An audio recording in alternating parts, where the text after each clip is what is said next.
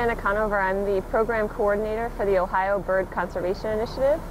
And the Ohio Bird Conservation Initiative, or OBCI, is a partnership of 97 different organizations across the state of Ohio, including nonprofit organizations, state and federal agencies, and businesses, all that support bird conservation, bird-based recreational opportunities, as well as educational and outreach opportunities related to birds in Ohio. OBCI was started in 2003 by some members of the Ohio Partners in Flight when they recognized that there was a need for a more integrated approach to bird conservation and that developing partnerships was really key to achieving that. So since 2003, OBCI has completed a number of different bird conservation and public outreach programs across the state of Ohio. One of those programs that we have going on here in Columbus is the Lights Out Columbus campaign and monitoring program. And this program is a partnership with about 12 different organizations. The first of those was the Grange Insurance Audubon Center, who's been a great partner with us on this project. There's really two aspects to the Lights Out Columbus campaign. And the first of those is to have a monitoring program to understand where bird collisions with buildings are happening in downtown and how those collisions are related to nighttime light emissions from buildings. And the whole basis of this project is the understanding that nighttime light emissions from buildings can increase the probability of migrating birds at night striking those buildings. My name is Sarah Reynolds, and I am a student researcher for the OBCI Lights Out Columbus campaign. And my job is to go around downtown to our survey route and collect any bird collisions that we might find and then report that data back.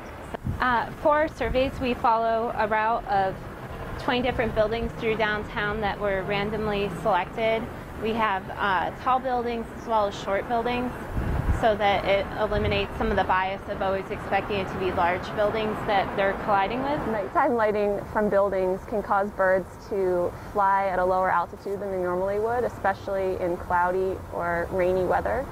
So as those birds are flying lower, they have an increased chance of striking buildings. So as part of our monitoring program, to get a better idea of the magnitude of the collision problem in Columbus and where exactly those collisions are occurring, we have a monitoring program for bird collisions where we have teams of volunteers walking a route through downtown Columbus to look for any dead birds that may have collided with buildings.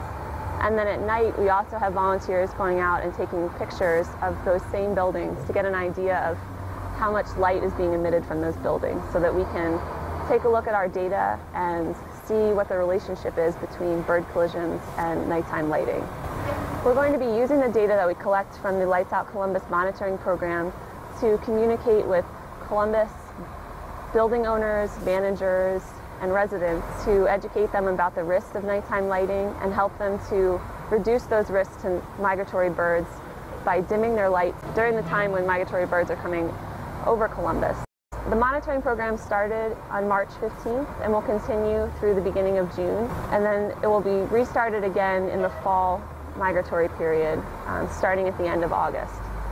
That second monitoring period will coincide with the start of the Lights Out Columbus campaign, when we'll be asking building owners, managers, and residents to dim their lights starting at the end of August 2012. The overall goal of this project is to educate building owners, managers, and residents in downtown Columbus, and then hopefully expand the project to eventually be all of Columbus and then even expand to some other cities within Ohio, with the hopes of decreasing the risk to our migratory bird populations.